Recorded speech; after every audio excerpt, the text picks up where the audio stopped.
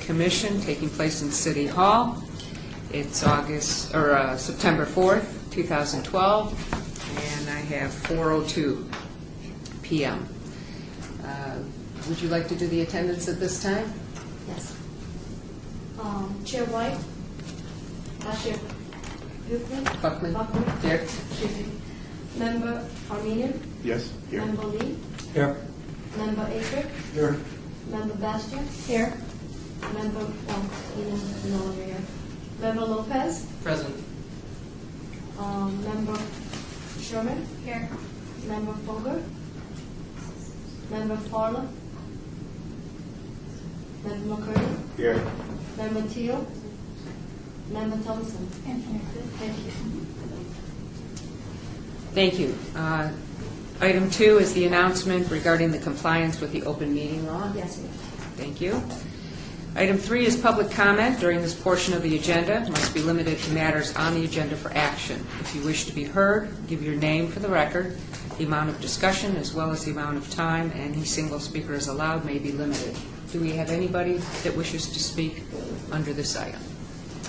Seeing none, we'll proceed to item 4, which is for possible action to approve the final minutes by reference of the regular meeting of August 7, 2012. I make a motion to approve the minutes as written. I second the motion. I have one correction. I believe I emailed that in. Yes, I believe that emailed it to Dean Coleman. Yes. And I think she had That you were present Yes. during. And we did- She we did did it now. discuss. We did. And also, I have a correction too. It indicates here that I arrived at 4:09, which was after the start of the meeting.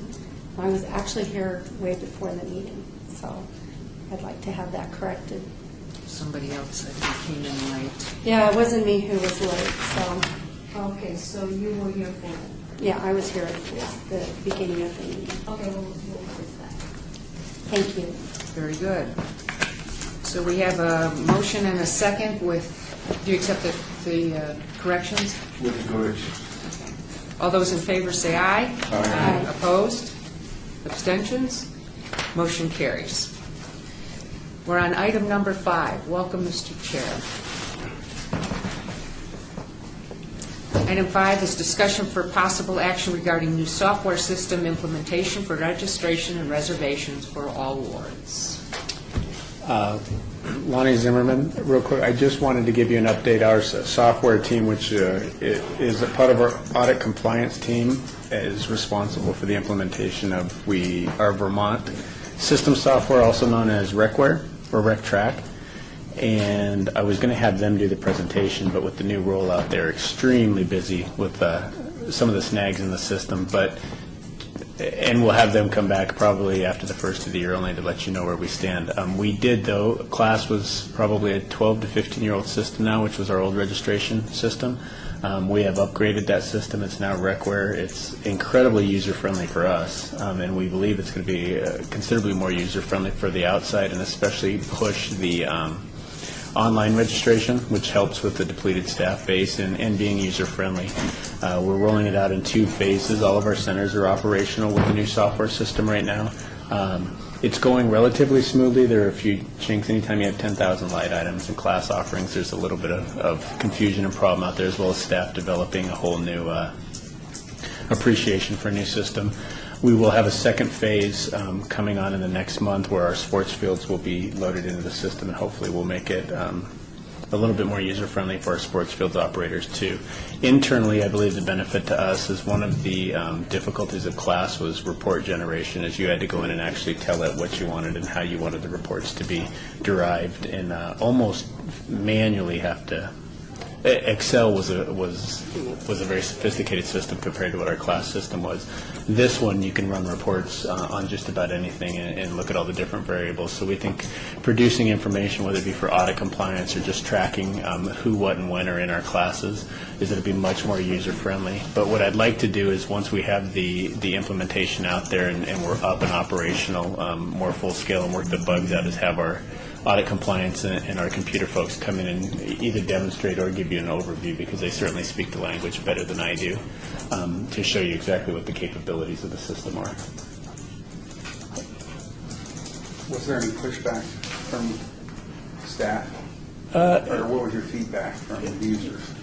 I think the most difficult thing is just that it's change, and it's a change that everybody in our system, whether they've been in it 2 years or 20, it all worked with class, so now it's a new, and you can't perform a registration function or a financial transaction without being in the software system. But staff has been pretty good about it. I think it's difficult in that you have a 3-person team trying to train 100 users, which are our staff out in the field. I think that's been the one challenge is we're running 6 in the morning until 10 o'clock at night, 6 days a week, and it's just a lot of things come up when you don't really realize how much our department does until you implement a new software system and all the changes come up. But no, our staff's been very, very good, especially considering we're 2 years into significant change with the departments blending and the moves to City Hall. This is a pretty big change for them, and it's about their 3rd massive change in the last 3 years. Staff's been really, really good about the change and trying to implement it and getting things going. And the community, there hasn't been, anytime you change, even sometimes when you better things for the community, is because it's changed, the community's been pretty receptive to it too. So all in all, it's been a fairly easy transition as compared to what we might have expected. Will this increase efficiencies with the web site? Yeah, anytime, especially with our internal controls and the need to be audit compliant, is anytime you can actually take somebody's credit card number and have them register it right into an electronic system and shoot that right into Oracle. It removes, 1, the human error factor, and 2, just the 3 or 4 different people who have to pass the transaction off. And it's immediate. It's not, Commissioner Basham will remember in the archaic days when we used to lottery and handwrite receipts and registration forms. We're probably 1,000 times more efficient in the registration side of it. And it doesn't take another staff member to handle the registration if you're doing it online from your kitchen table. It's entirely on you. Our staff doesn't do anything but get the report at the end of the day. So from that aspect, the efficiency is really beneficial too. And we think we're in the transition phase right now because this is our first time. Once people become accustomed and understand, we think it's really going to enhance our efficiencies. One last question for me. When do you see the city doing the cost recovery? Because I know this is how long before? Difficult to say, only because we, as a city management is asking us for Performance Plus indicators and for key measures, and there's a lot of different measurements going on where one time we were just satiated in cost recovery. It's kind of taken a back seat to some of the other things we're measuring as a department. And might be worth for future agendas us catching up. I probably haven't had this conversation with the board too, but if you're interested, is talking about what we're measuring as a department and kind of where we're going, is how we're being evaluated. But I almost think what cost recovery now is going to be just one of those variables we track internally so we know where a respective center or program is. I don't think it's going to be one of those key. There's so many different new key markers out there that I think cost recovery is going to be a roll-up variable. It's not going to be the one thing we hinge our department on. It's just going to be one of those internal tracking measures. And maybe that makes more sense and I'd be glad to agendize next week what we're looking at measurement-wise. Yeah. So, it's not for promoting purposes other than I know what it is, you know what it is, and I get interested in it. So I don't need a report. Mr. Chair, how does this relate to when the user goes up and they do a fingerprint or before it was swipe the card?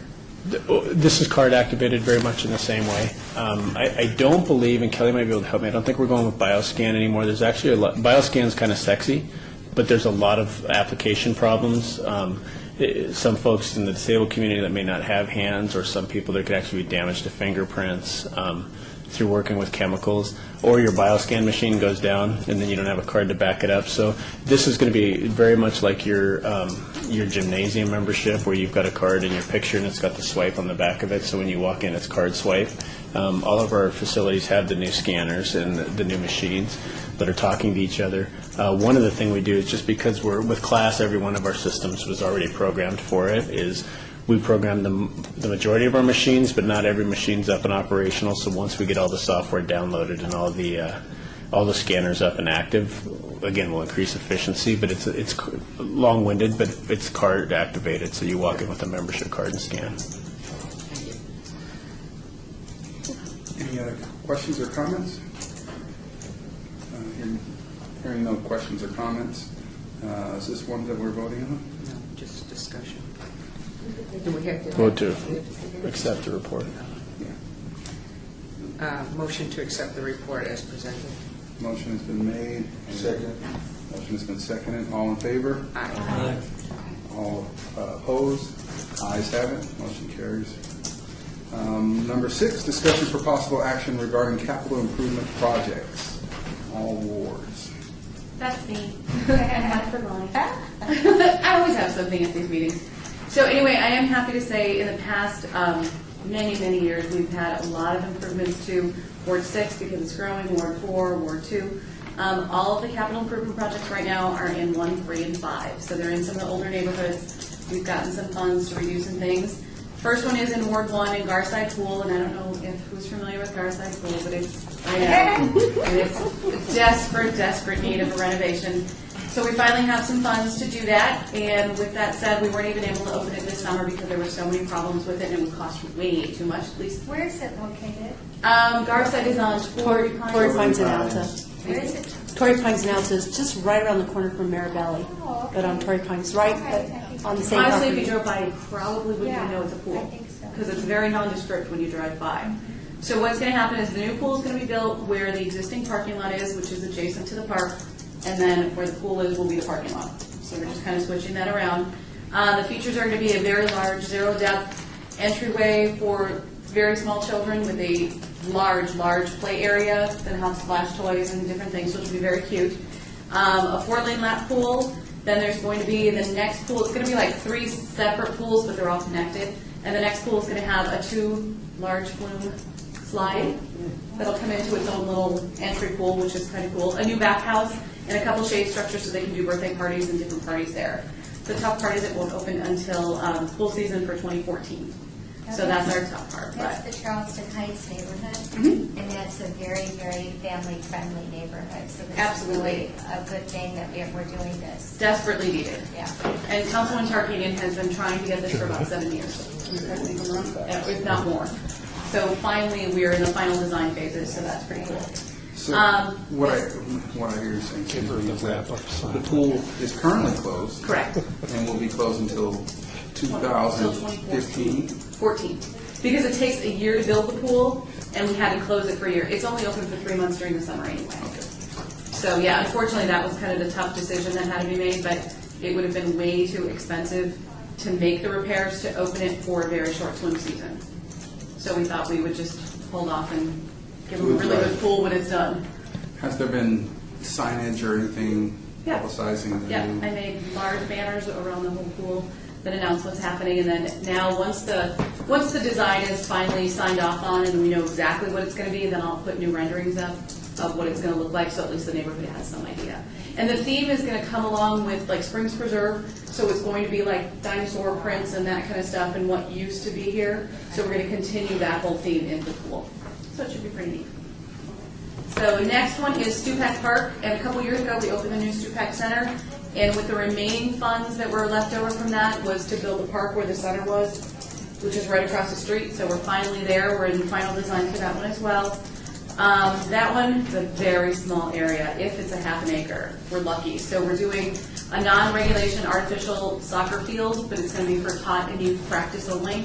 But it'll give them a place to play, and that neighborhood as well definitely needs something for families. It'll have 2 separate little playground areas and a small splash pad. Honestly, there's not much room to put anything in there, so we had to utilize whatever space we could. And then it'll have just extensive lighting because of the neighborhood as well. And our completion for that is hopefully fall of 2013. Doug Selby Park, also in Ward 3. That one's already open. It's a park and a trailhead. We're just doing some extra amenities because we did have some extra SNCLMA funding. Only problem with that one is there's some drainage issues, so we're not sure how much of the funding it's going to take up to fix the drainage issues. But if we should have money, we've asked for seating around the splash pad, another reservable picnic area, and a restroom on the trailhead side. So hopefully that'll happen. And then that one's kind of on hold at the moment when they're waiting to find out how much it's going to cost to fix the drainage because it's right by the Las Vegas Wash. So it's by Sand Hill and Owens. So that's kind of a tough one.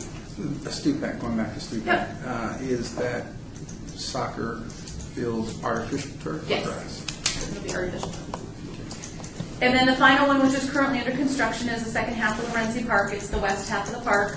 And for that one, they're going back to the way the pond used to look, and they're going to make the Twin Lakes again. They'll still be connected by a small part, but they dredged the whole pond, which I understand smelled just beautiful when it happened. And they're going to redo that. They've done it now, so the irrigation is going to be so much better, and hopefully it won't get as nasty as it was for a while.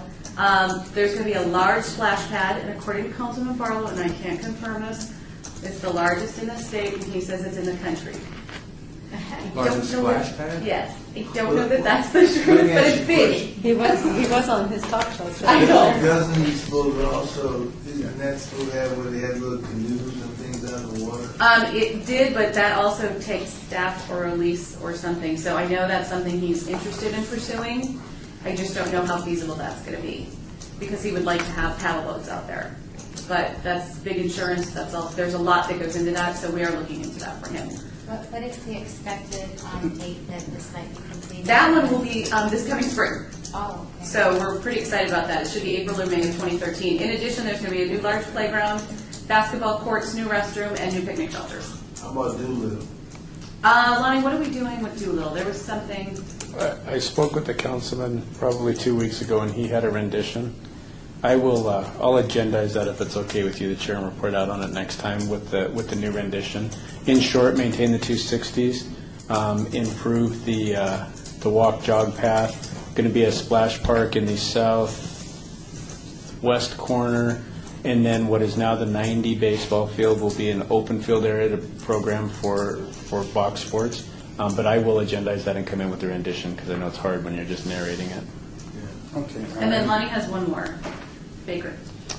I was going to include that on the deputy report, but it can be added to capital. Parks just finished a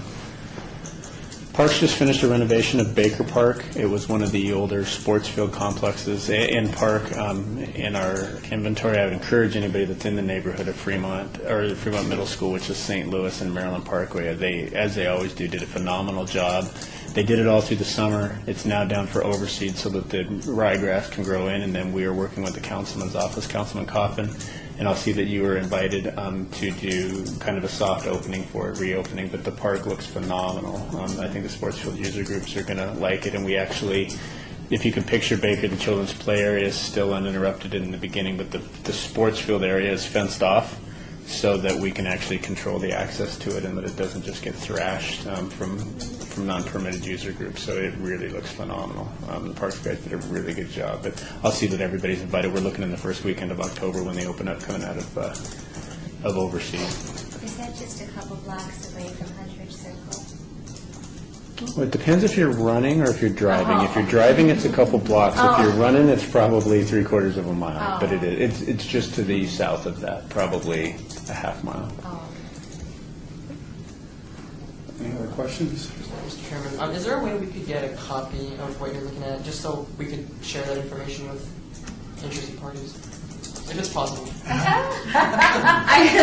These are my notes for the meetings that I attend, so I hesitate because I don't want to say something that's possibly maybe not going to happen, but as soon as we can finalize the final drawings of all these, then by all means, then I'll bring those along. Okay.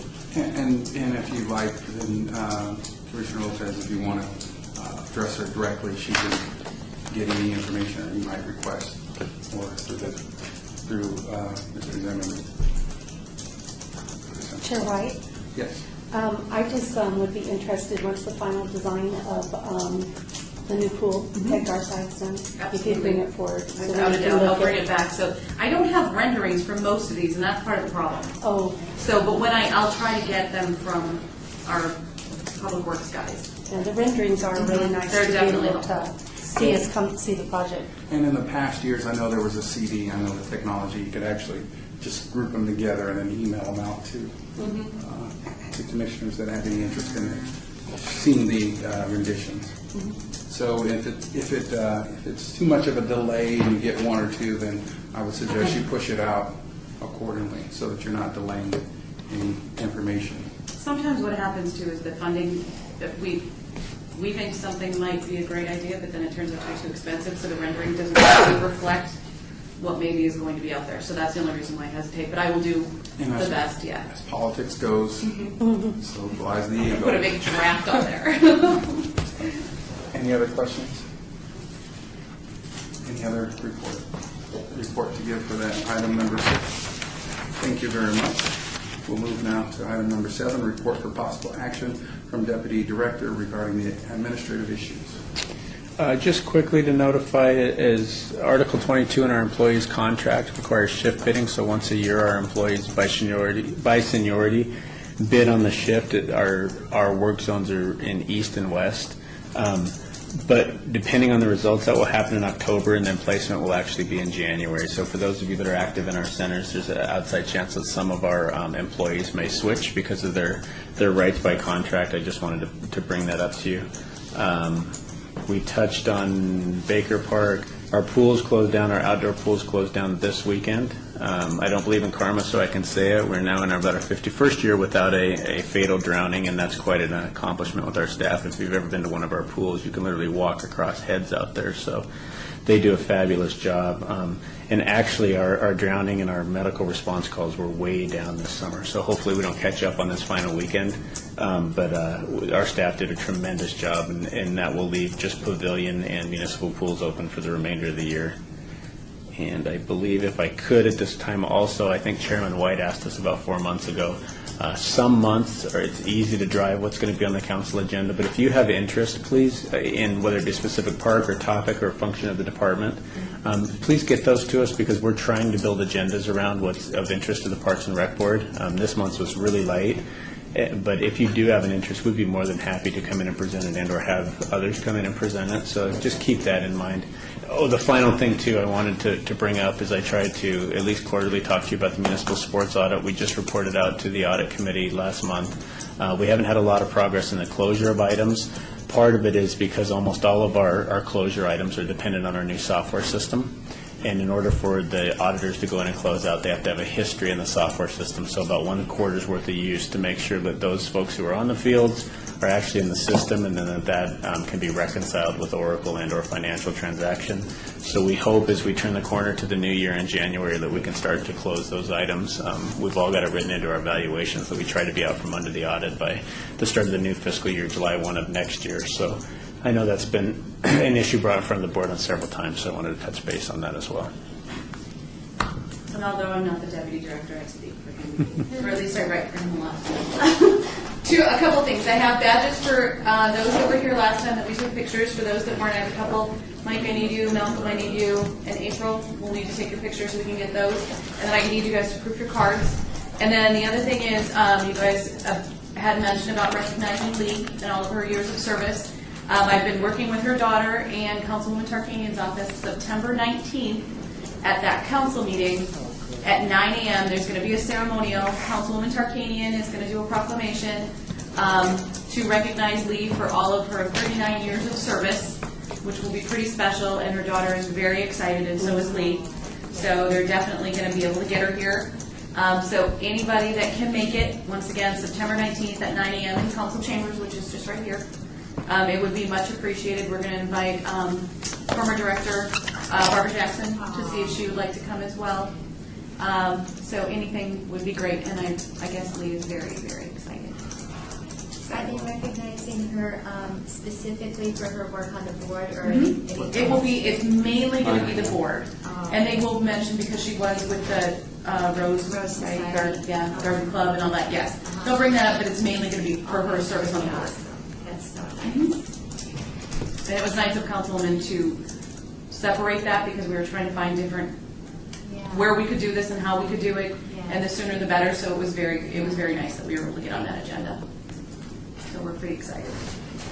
So let me quickly do this, and Lonnie, if you have something else. Mr. Chairman, that concludes my report. Thank you very much. I don't need no stinking badges. Oh, but these are nice. You need a badge. Good job on the picture, Kelly. Thank you. Sure. We aim to please. Okay. So, thank you for your report from the Deputy Director. Very well done, as usual. We'll move on to item number 8, Citizens' participation, public comment during the portion of this agenda must be limited to matters within the jurisdiction of the commission. No subject may be acted upon by the commission unless their subject is on the agenda and scheduled for action. If you wish to be heard, give your name for the record. The amount of discussion on any single subject, as well as the amount of the time any single speaker is allowed, may be limited. Is there anyone here for the citizens' participation? Hearing no one for the citizens' participation, meeting